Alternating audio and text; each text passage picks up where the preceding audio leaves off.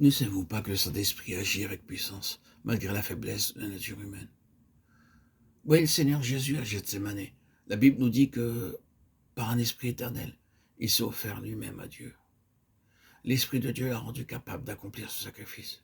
Et pourtant, quelle tristesse, quelle angoisse, quelle agonie et quelle prière. Et sûrement, nous ne voyons qu'un signe de la puissance de cet esprit, et pourtant l'Esprit de Dieu était là. De même, quoique faible et tremblant, croyez que l'Esprit de Dieu agit en vous. Ne craignez point. Livrez-vous à lui. Nous avons besoin de l'aide de Dieu pour que dans notre vie journalière, Dieu occupe véritablement la place qui lui revient et soit tout en tout. Si c'est cela que nous voulons pour notre vie entière, commençons aujourd'hui à détourner nos regards de nous-mêmes, de notre moi grossier, de notre ego, et à regarder à Dieu.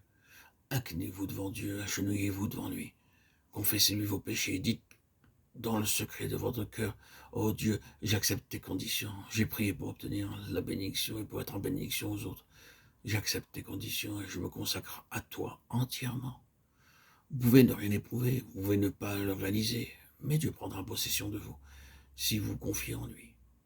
Agenouillez-vous devant le Seigneur, humiliez-vous devant lui, confessez-lui à lui seul votre péché. Quelle œuvre immense pourrait être accomplie dans notre pays pour le temps et pour l'éternité si chaque enfant de Dieu disait aujourd'hui « Je me consacre entièrement à Dieu ». Oh, non seulement Dieu accomplit l'œuvre en nous, mais c'est lui qui la maintient. Beaucoup de gens disent « J'ai souvent été ému à une réunion ou à une convention, je me suis consacré à Dieu ». Mais cela n'a pas duré.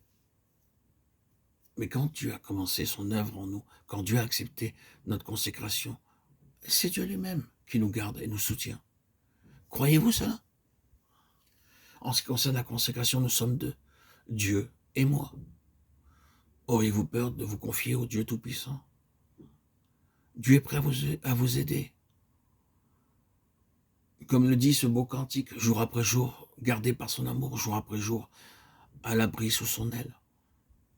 Si Dieu permet que le soleil brille jour après jour, sans interruption, ne mettra-t-il pas sa vie en nous, jour après jour, continuellement?